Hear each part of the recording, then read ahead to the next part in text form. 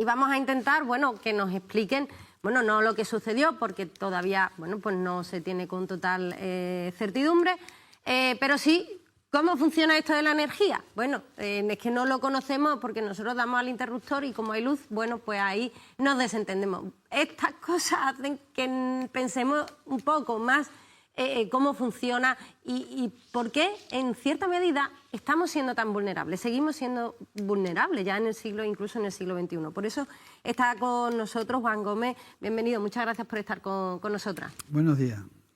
Bueno, ingeniero de profesión y de vocación. Lleva muchísimos años, décadas, trabajando en la energía.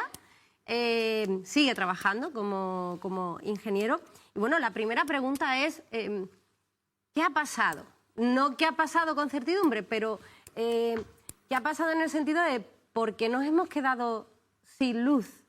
¿Dónde ha fallado esa conexión que no ha llegado a nuestros enchufes? Se ha producido un incidente. La respuesta oficial de Red Eléctrica, que son los dueños de la red realmente, se ha producido un incidente dicen, el suroeste de España. Probablemente ha habido una desconexión de unas centrales fotovoltaicas y la red está alimentada ahora mismo por... el día del incidente llevaba más del 70% de energía renovable. Sí. Eso supone que esa energía no está, digamos, entre comillas, atada al sistema. Son una red que está muy, muy al aire. Sí. Entonces, con ese potencial tan enorme, una desconexión de gran potencia de una energía fotovoltaica o eólica provoca una oscilación de potencia. Ya se ha dicho, se sabe seguro que en 5 segundos desconectó todo. Vale. Eso se sabe seguro. Sí.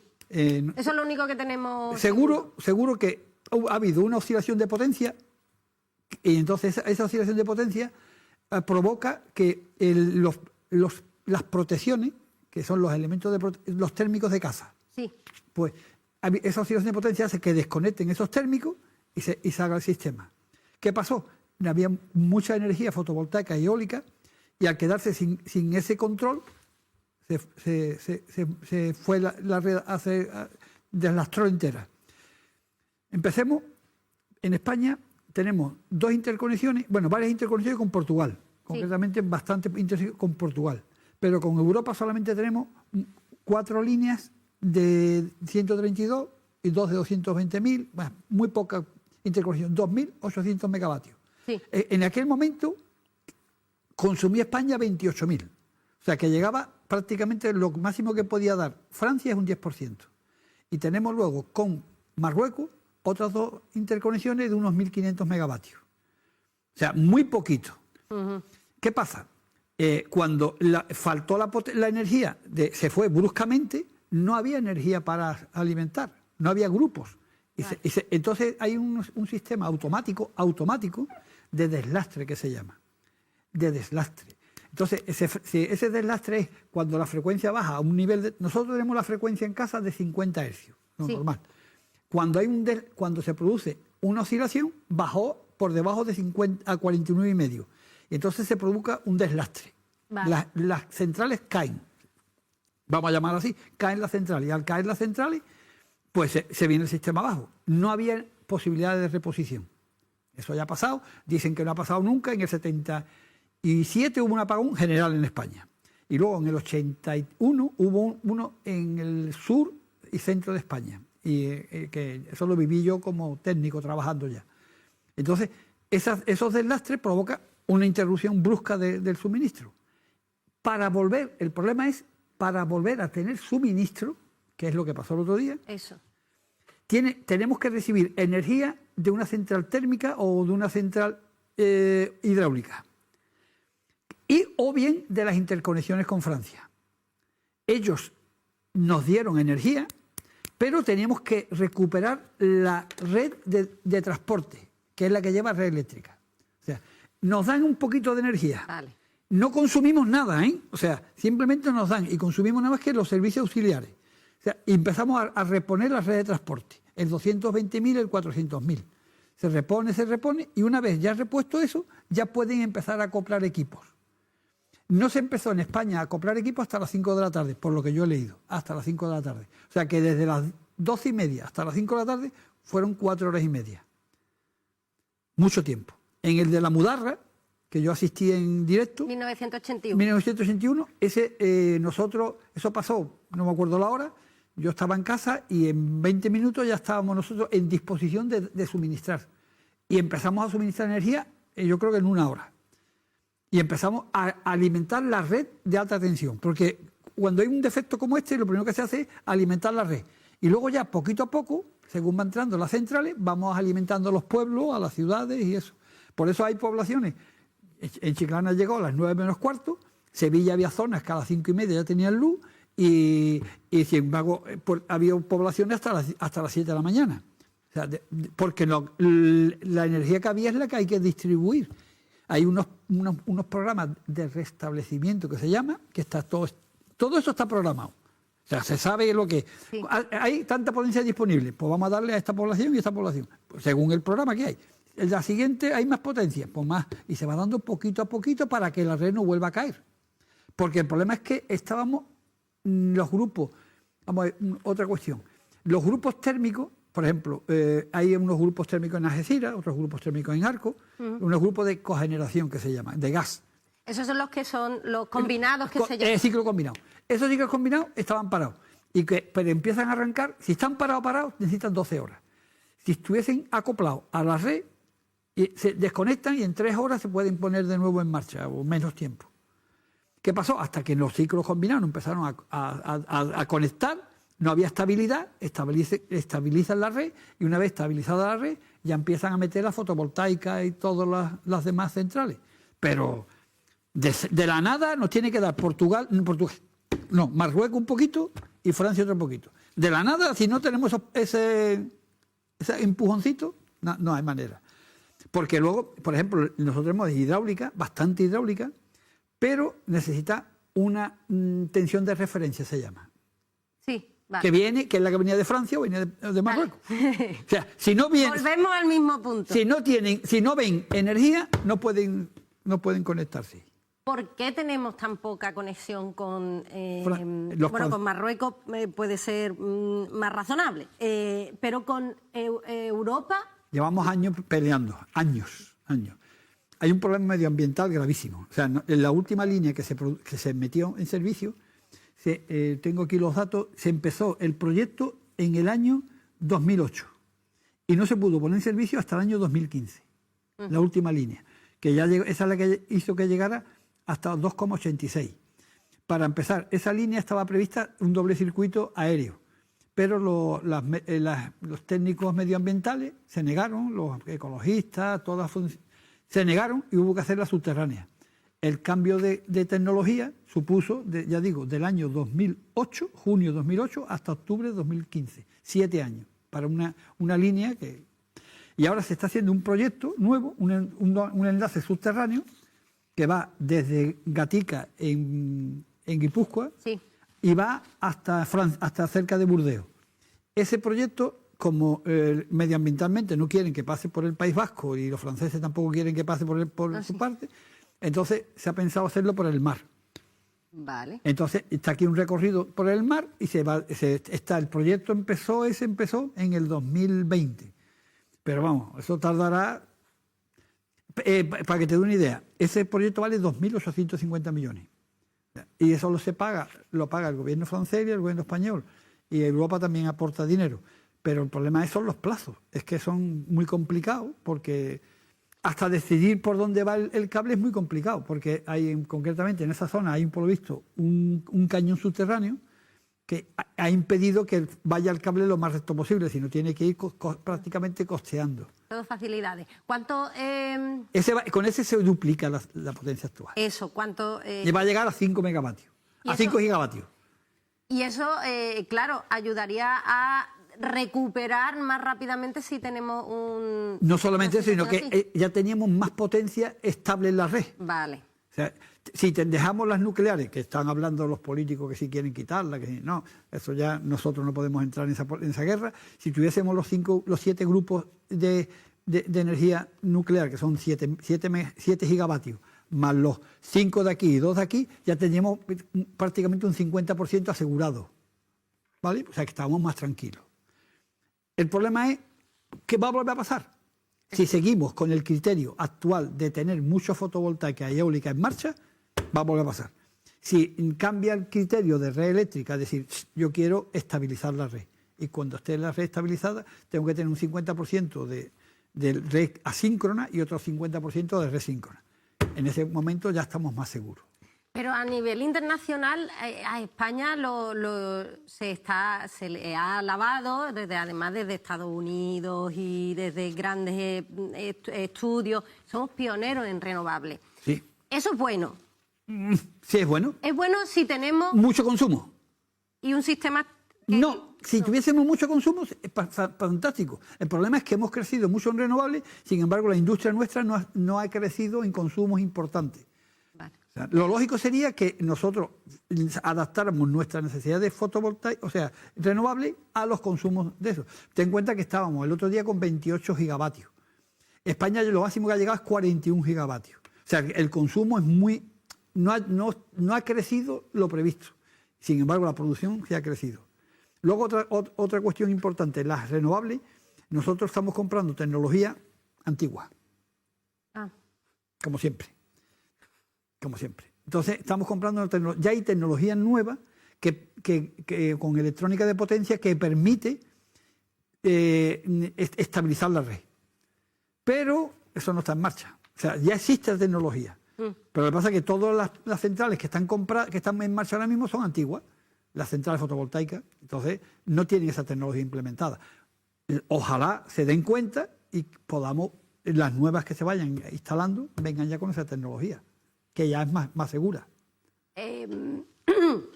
También se está hablando de las nucleares, se está hablando de los ciclos combinados. También querían quitar los ciclos combinados y, sin embargo, han sido los que han ayudado a esa recuperación. Es que es imprescindible los ciclos combinados. O sea, el problema es que si tú miras la web de red eléctrica, le da mucha importancia al CO2. La cantidad de gramos por CO2 de kilovatios.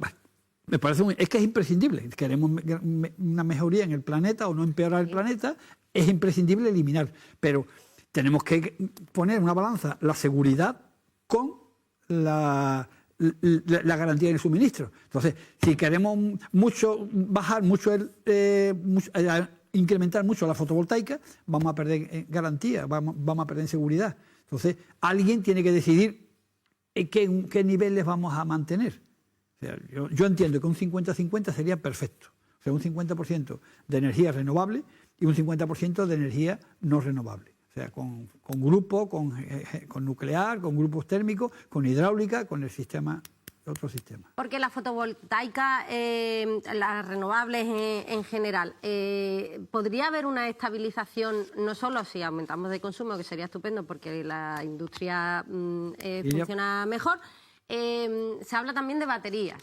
Eso ya hay una experiencia en esto, ¿cómo se llama? En California tuvieron unos problemas similares a los nuestros. Y en California pusieron ya hay 11 gigavatios en batería. Tú imagínate que estuviéramos en España 11 gigavatios de batería, sí, más los que vienen, los 5 de Europa, más lo que tenemos, más las nucleares, estaríamos tranquilos absolutamente de que no obtendríamos incidentes similares. Ya digo, California tiene 11 gigavatios. En España hay un plan, pero tarda 24 meses en lanzarse. 24 meses en lanzarse ese plan. O sea que estamos bien, vamos a tener 24 meses un poquito inestable. Otra de las cosas que hemos descubierto muchas cosas, y es que vamos de descubrimiento en descubrimiento histórico. Las cajas negras, sabíamos las cajas negras en los aviones, también desgraciadamente porque ha habido accidentes, que al final, bueno, pues nos enteramos cuando efectivamente los simples mortales, no los técnicos que saben perfectamente. ¿Qué es eso de una caja negra? Realmente es un sistema de control. En los sistemas de control tenemos un almacenamiento permanente de todos los datos que se generan. O sea, todas las subestaciones que vemos por el campo, todas, tienen un sistema de control que va guardando toda la información que va pasando, tanto en intensidades, tensiones, cualquier incidencia, cualquier cosa está detectándose. Entonces luego hay un sistema centralizado, Red Eléctrica tiene uno, y Endesa tiene otro, cada compañía tiene el suyo, y ahí todos aportan esa documentación. O sea, por eso cuando hablan dice, vamos a tener 6 meses de estudio.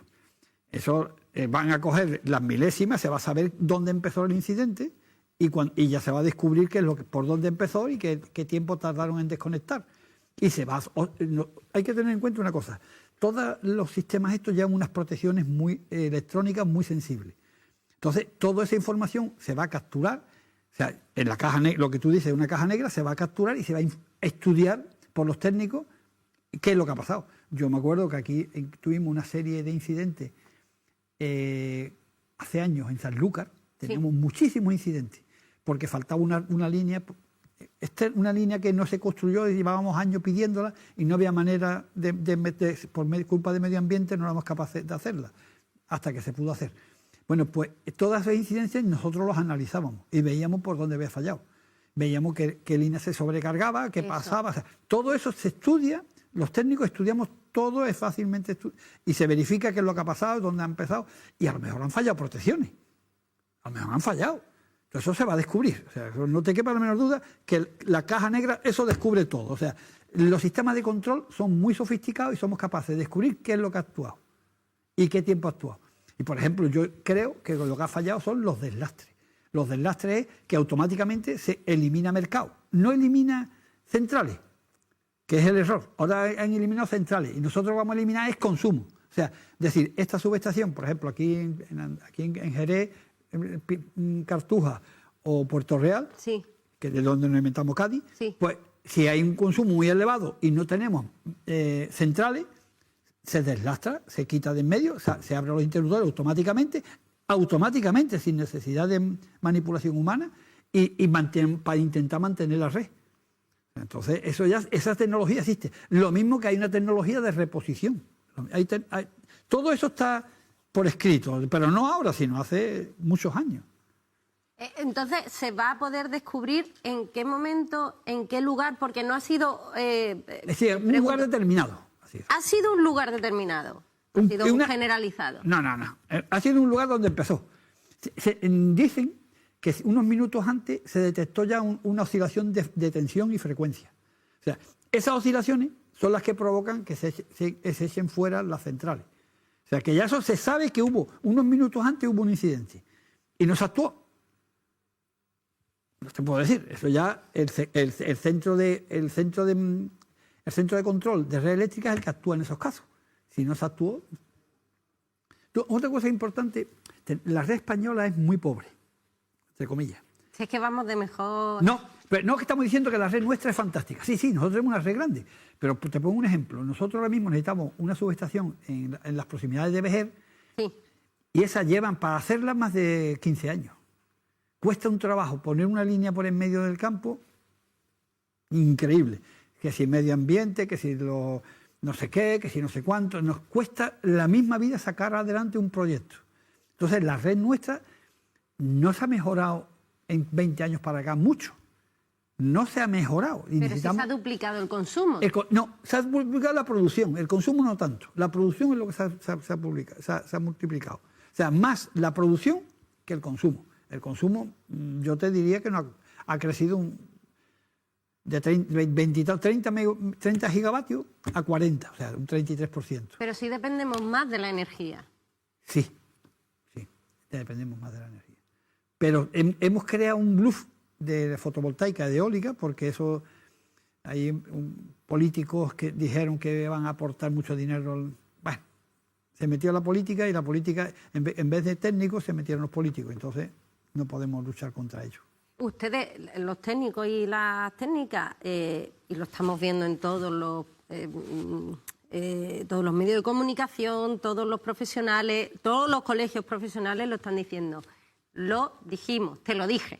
Sí, eso te lo dije. Se sabía. Y además, por ejemplo, en marzo hubo una cosa de ley que se estaba haciendo en el Congreso. Fue un ingeniero especialista en sistemas y decía que estaba en la red, podía caer perfectamente en cualquier momento, que es lo que ha pasado. El problema es que estamos en riesgo hasta que no cambiemos la mentalidad un poquito, que decir, vamos a estabilizar la red. Eso. Y vamos a funcionar de otra manera. No, venga, fotovoltaica, venga eólica. No, piano. Vamos a tener la red estable y tengamos tranquilidad. ¿Por qué las redes hidráulicas funcionan de otra forma? Funcionan maravillosamente. ¿Por qué? Porque ten en cuenta que A ver, la energía hidráulica se obtiene fácilmente, habitualmente es una presa y una central abajo. Y entonces tú simplemente es abrir una válvula, grande, muy gorda, lo que tú quieras, pero una válvula inmediatamente empieza el grupo a rodar y se queda estable. Y tú sabes la potencia en cada instante, que el secreto es ese. La fotovoltaica viene sol, una nube y te quita la potencia bastante. Sin embargo, la hidráulica, la potencia siempre la conoces tú. Tú estableces qué potencia quieres, tanta potencia y ya está. Por ejemplo, nosotros tenemos dos y ahora se está haciendo tres. Una central nueva de bombeo. Nosotros en Andalucía tenemos dos, Tajo y Guillena. Luego, antiguamente estaba una Aldea Dávila, allí en Castilla-León, y ahora se están haciendo unas muy grandes en Galicia.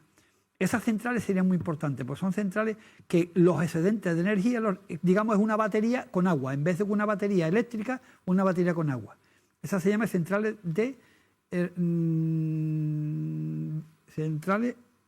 de bombeo.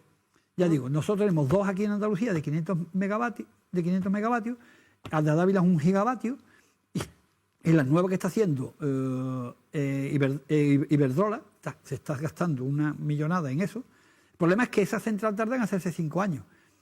Han hecho una también en Portugal, Iberdrola, o sea que esa tecnología es buena, porque en vez de tener batería física, es una batería con agua, que siempre sabemos que funciona. Vale. O sea que yo tengo 2 depósitos, paso agua para abajo, agua para arriba.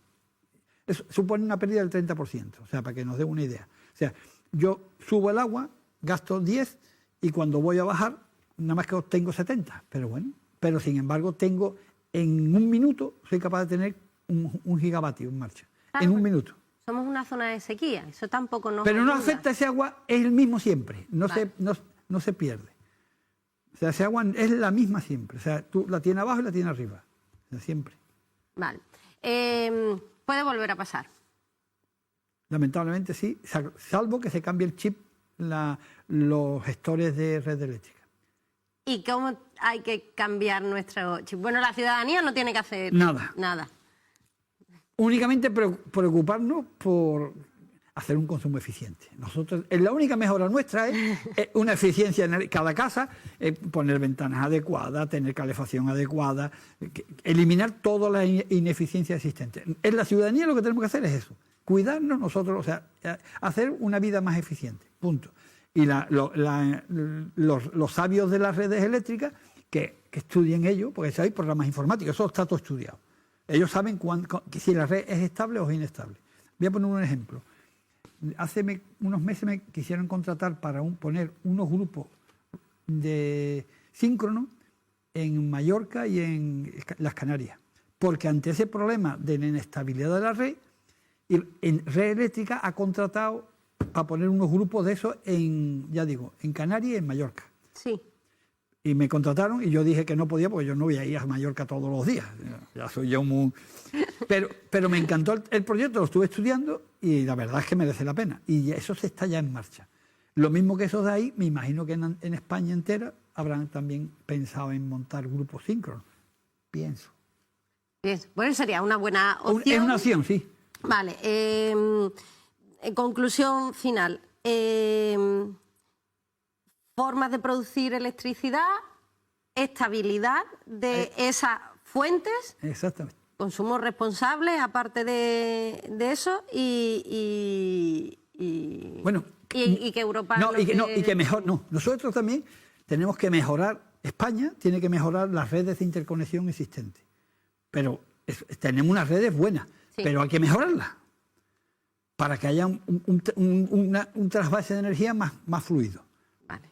O sea, te cuento, por ejemplo, Andalucía con el norte Andalucía con el centro de España, sí, tenemos unas líneas de 400.000, tenemos en Almará, tenemos por la parte de Aceca, tenemos la parte del litoral, o sea, tenemos varias líneas. Pero nos hacía falta más líneas de interconexión de Andalucía con el centro de España. Vale. O sea que, pero claro, poner en marcha una línea de estas es años de eso. Entonces, es lo que podemos.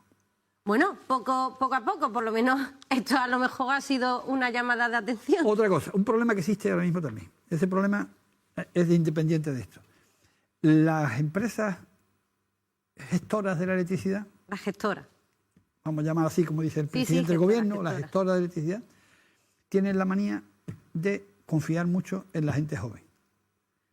Y el edadismo ha entrado a tope. O sea, nadie, hay poco, entra gente con 30 años a llevar una explotación que no tiene la formación suficiente. Y no hay nadie que le enseñe. Y ese problema está existiendo. O sea, cuando hay un incidente como este, la gente que tiene experiencia sabe cómo comportarse. Y los que ahora mismo están en puestos así, dejan algo de desear, desde el punto de vista.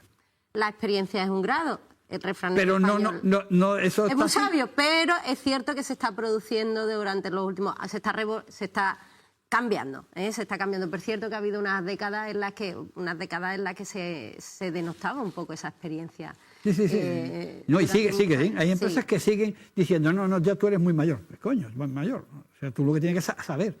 Y tiene que los nuevos tienen que aprender de los menos jóvenes. Es que yo tengo compañeros que tienen 60 años, están en empresas distribuidoras y cuando se vayan, su conocimiento no van a traspasarlo a nadie. Esa es la pena. El relevo generacional que afecta también a este sector. Bueno, pues lo hablaremos y lo seguiremos analizando. Muchas gracias. Juan Gómez, ingeniero de Cogiti, del Colegio Oficial de Ingenieros Técnicos Industriales, muchas gracias por darnos un poco de luz. Está muy manida la frase en estos días, pero por darnos un poco de luz en este sentido. Y bueno, seguiremos aprendiendo, porque bueno, tienen que pasar estas cosas para que aprendamos, pero bueno, esperemos que vayamos. Yo creo que sí avanzando. aprenderemos seguro. No te quepa la menor duda, ¿eh? O sea, cada vez que hay un incidente, te puedo contar que hace muchos años hubo una serie de incidentes en Sevilla, ciudad, cuando entraba la ola de calor, en el mes de junio. Claro. En el mes de junio, que todavía estaban las empresas a tope y la ola de calor en Sevilla. Y hubo apagones todos los días en Sevilla. Sí. Alguien dijo, señores, esto hay que acabar.